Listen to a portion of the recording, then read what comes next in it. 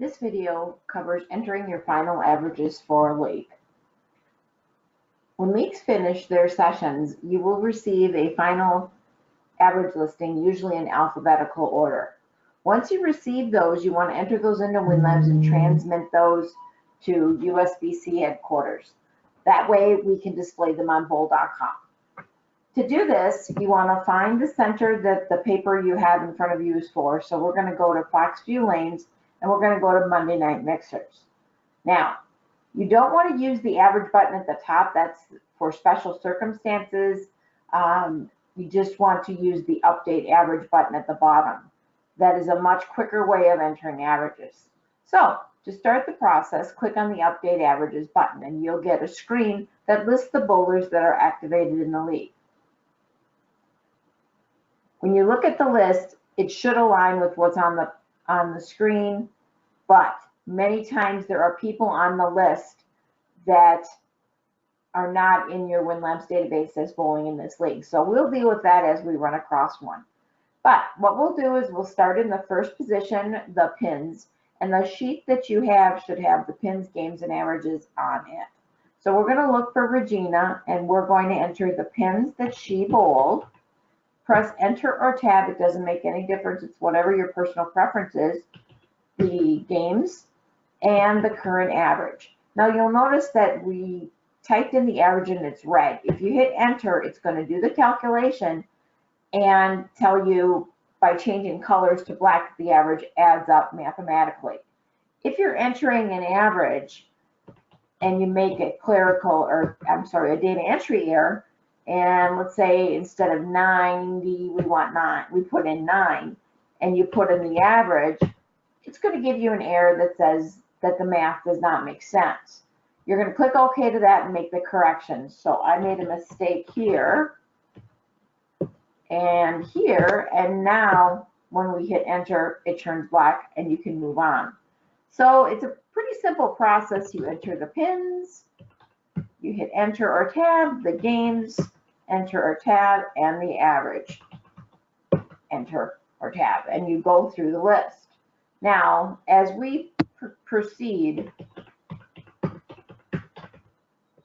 we're just doing pins, games, average, and again, when you make a mistake, it tells you, and that is why we don't feed the average, because we want you to be looking at what you're doing and making sure that the name is correct, the average is correct, and warn you if it's not, because this information goes on bowl.com, and the bowler's information then is looked at by tournament directors, and if you have the wrong information, that could cause problems for that bowler. So let's say you're going through the list and you have a bowler, Jim Herman, that's not on the list of bowlers in the league. So what we're going to do is we're going to use the add button down here. We're going to click on add, and we're going to look him up. Now, because this is on the league final average listing, there's probably not an ID. So we're going to look him up by name, and we'll hit enter, and there is James.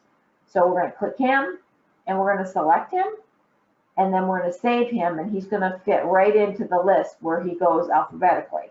And we will put in his average, pins, his games, and his average. And that's how you add someone that's not on the list to the league. Okay, so we also have a bowler that's showing as not paid. You can still put his average in by going into update averages and going to Jason. And we're going to put in his pins, his games, and his average. Now what will happen with that as you close it is when you create and send the new transmittal, Jason's average is going to show up here at headquarters, but it will not appear on bowl.com because bowl.com only shows averages for members that are paid. Now you as the association manager would reach out to the league secretary, let him know that him or her that Jason is not a paid member and his information will not appear on bowl.com until he pays his membership dues. Now, going back to the update averages, if you have a bowler that has less than 21 games in, you still want to put that in because it does have an impact on the composite average. So let's say that Kelly bowled a couple of nights and let's say 12 games, and we're going to put in for a 210, and we're going to hit close. So you want to make sure that you put in the people with all games bowled, 3 and up, because that constitutes an average. One other thing, if a bowler doesn't bowl, let's say this John Doe, he registered in the league, he bought a card, but he didn't bowl, leave him in the league. You don't want to delete him. Deleting people out of the league voids their membership, and if they sign up, they've signed up. We don't want to give refunds because they didn't bowl in the league. Once you sign up and pay the dues, you're a paid member. Once you're done, you just close the box and you'll see all the averages that you entered, and you create and send a new transmittal, and that will send the averages up to bowling headquarters, and it'll appear on bowl.com shortly after we receive and process that batch. This concludes the final average entering video.